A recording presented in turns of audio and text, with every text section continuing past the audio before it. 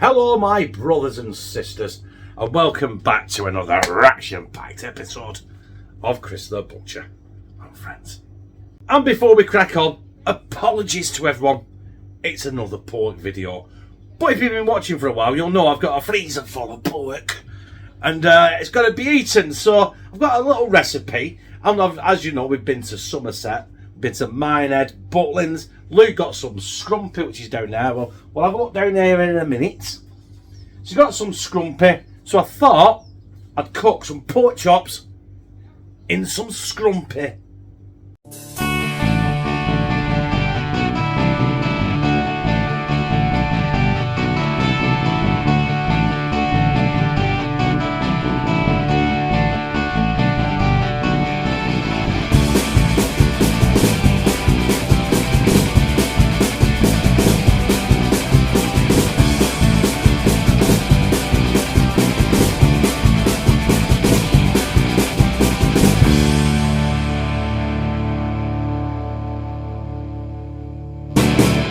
So there we have it.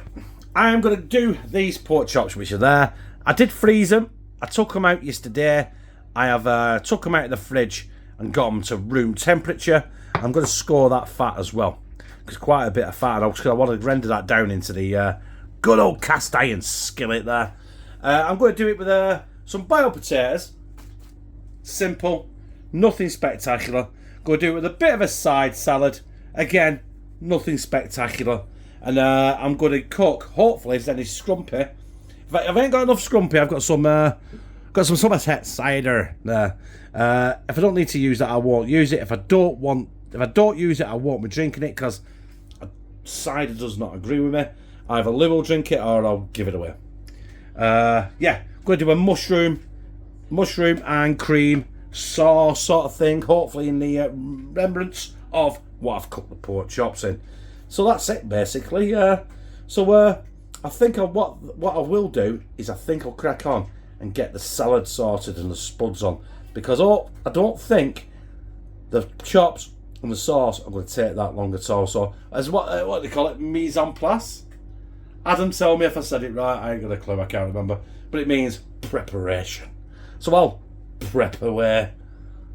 So basically, that is my prep done. You see there, you got potatoes. I am not doing mash. I am going to do just a side boiled potatoes. I've got to put some bit of sugar in. Salt in there, not sugar, Chris. I've got my mushrooms here. These are going to go in the mushroom sauce, but I am going to cook them down a little bit to get rid of the moisture out of them. Otherwise, it will send your sauce really wash, and we don't want that. Because I don't know how much scrumpy is going to be left after I braise these chops. But also there we have our salad. Don't worry, the pan is not on. It's a full iceberg lettuce, 6 salad tomatoes, a full cucumber, a full jar of French dressing, some garlic, we love garlic in this house, granules, and a crack of salt mixed up. That's all you need. Nice and healthy. Maybe not the salt, maybe not the French dressing, but you know what? It's one of your 5 a day, innit? Get in. Right, let's prep these pork chops ready for that cast iron skillet. So here we go. Pork chops. 1, 2, and 3. And before we season these, I'll just let you know they are room temperature, but also there's quite a big lump of fat on there. You see it? That is flavour, that is protein, that's what you want. But what I'm going to do is I'm just going to score the fat on the pork chop. Can you see what I'm doing? Don't want to go right through. What that does as well is helps fat render. Also stops the pork chop from, when you cook it, going... No one wants that, do they? Huh? Right, let's get them done. Bish, bash, bosh. Excellent. Excellent smithers. And we're going to hit that with some... we're not going to put any garlic on it. Just some good old-fashioned salt and pepper. So let's get into it. First things first is the bit of sea salt. You've got to have your salt on your meat, haven't you? Treat a pork chop like you would a piece of steak. When it comes to seasoning, like someone touched on the comments a bit back, you can't over season a steak or meat. Salt fill fell out at cupboard, you remember? About 2 years ago. Fixed it with sellotape. You can fix anything with sellotape these days, can't you? You see salt? Get in there. Black pepper, I mean. Pepper. Pat it in.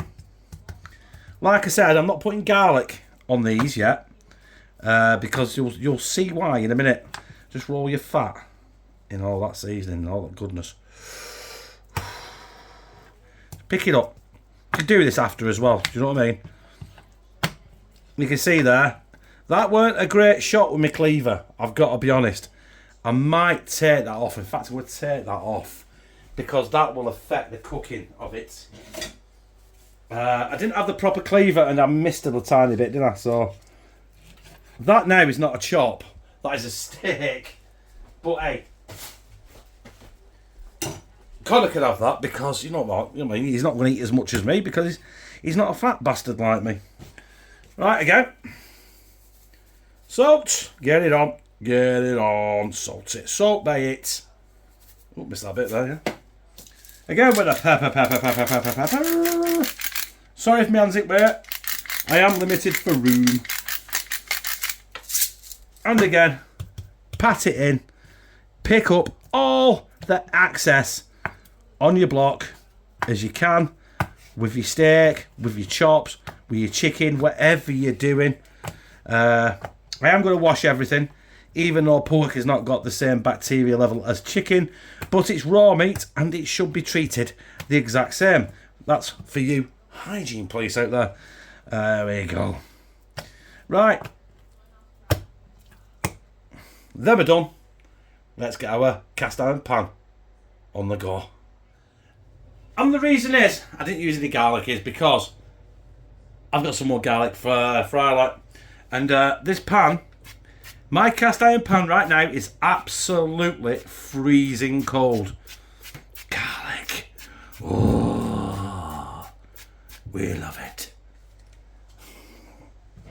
I'm going to put the chops in cold as well because I want the pan to come up to heat slowly, so it helps render some of that fat down, because I want some of that fat to render down into the pan and help cook the chops and also help with the sauce, because you want that porky taste as well. It might end up fatty as hell, I don't know. This is the first for me, so yeah, I better turn them on now. Let's turn on. I'm going to put it on full power, which is number 6 on the electric hob, and until then we'll wait, and when it's sizzling we'll give it a flip. Right, they've been sizzling in there for about 5 minutes. Come up to temperature. I'm seriously thinking about reducing the heat. If I can pick them up, that is. That one's not got the sizzle, it's still on the edge, but look at that one's nice. It's looking good. I might turn it round yet for another round 2. That one was in the middle of the pan, so that's why you're getting that char on it. But yeah, let that go a bit longer. I think I might turn these a couple more times. We'll turn the heat down actually to number 4, and we're going to keep turning them probably for the next 10 minutes. Every couple of bits, turn them, and then we'll be going in with the scrumpy. Now I've turned them about 4 times, and I've reduced the heat as well to number 3. As you can see, there's got some nice rendered fat in there. I'm actually going to go right in now with a scrumpy. There it is, scrumpy. The one you saw Lou review on her channel. So nice. It's nice and sweet. You know what I mean? You need something sweet to go with pork. We'll put all the chops as well. We'll use it all. That's hopefully now took the temperature down in the pan. Because like I said, I took it down to like medium low. I just want to slowly braise these now in that scrumpy and then just baste them. Maybe turn them as well again, but baste them in that scrumpy. And then use, hopefully, unless it reduces. If it reduces down, I've got some more cider. It's still Somerset cider. It's not scrumpy, but it's still from Somerset. And yeah, we want that to make our creamy mushroom sauce to go with our salad and our, you can't see it off screen because I've zoomed right in, our boiled potatoes, that'll be lightly seasoned with a bit of salt, pepper and garlic as well. I mean, you've got to have some seasoning, haven't you? But yeah, as you can see there, we'll let them bubble away for about 25 minutes. And I maybe turn them, let them bubble away for another 15 minutes, and then I'll start basting in that good old Somerset Scrumpy. Jesus Christ, it's dribbled then. Then I've been bubbling for about 30 minutes on a very, very low heat. Medium to low, not medium to high, medium to low. I want to turn them over now. I was going to baste these, but I don't think I'll bother because I don't think they're going to need it because they're cooking beautiful in that sauce, that scrumpy. It's not a sauce yet, it's just scrumpy. Now, they might look a bit dark coloured. That, though, the smell coming from that is amazing. I might turn my spuds up as well, get them a bit more softer. Start with my mushrooms because in about 25 minutes, them are coming out of there. I'm going to be doing my mushroom sauce. Creamy mushroom sauce, that is. I was trying not to do it. I've just flipped them again. But I'm going to add some of this Thatcher's cider. Just probably about a third of a bottle. Because I want to get plenty of sauce in there. Because that's what you want, you want plenty of sauce. It's still from Somerset. And it's still cider.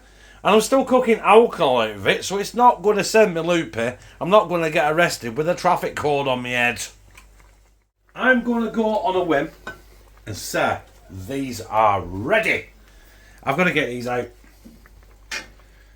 because I need to make our mushroom and creamy mushroom sauce. Mushroom and cream, that's what I'm saying. Get them off.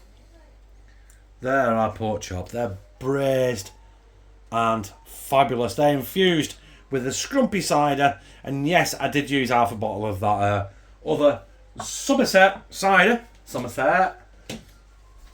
But before we do crack on, just want to show you that.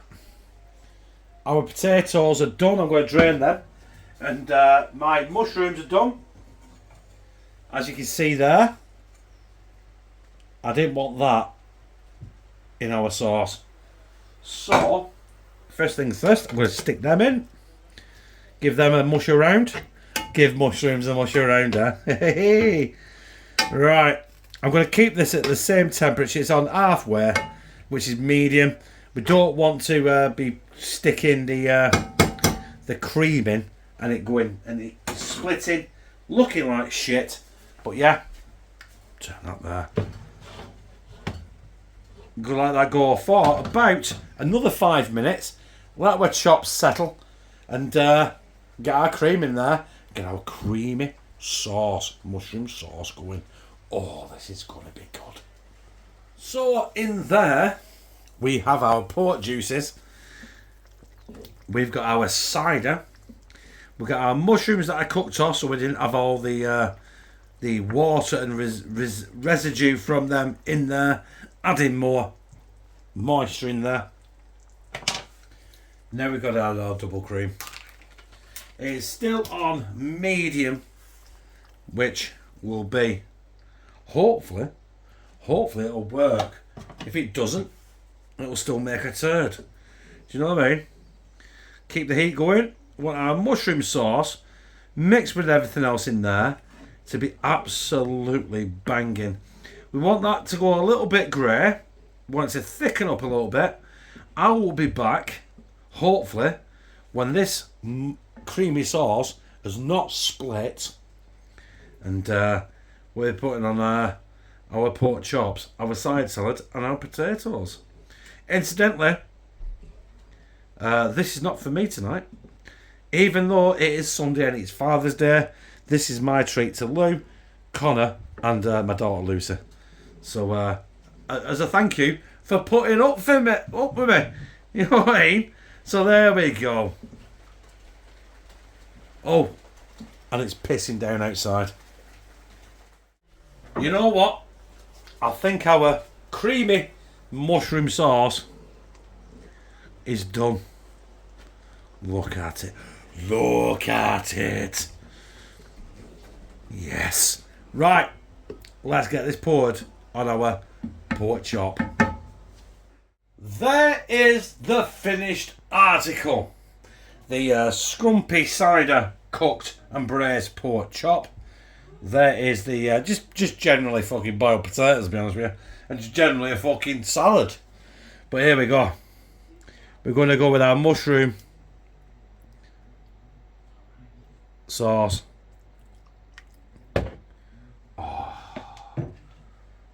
That has just took it to another level. So I'll take a thumbnail. I'll get up here. I'll talk about it, because you know what? This is not my tea. This is everyone else's tea. I'm going to end up with bread and butter. Well, brothers and sisters, that was my Scrumpy Cider cooked pork chops. I didn't get any. It was for Lou, it was for Connor, and it was for Lucy, because it is Father's Day, and I thought, you know what? I'm going to feed the family. I'm not feeding myself. But apparently, they said it was absolutely banging, and I'll go take their words for it. If you want to know if it's banging, try it yourself, because they liked it. But if you like this, press like, comment, share in all your social media, and subscribe. And become a family member of the hashtag Team CTB. Where this guy, Chris the Butcher, fucking loves you.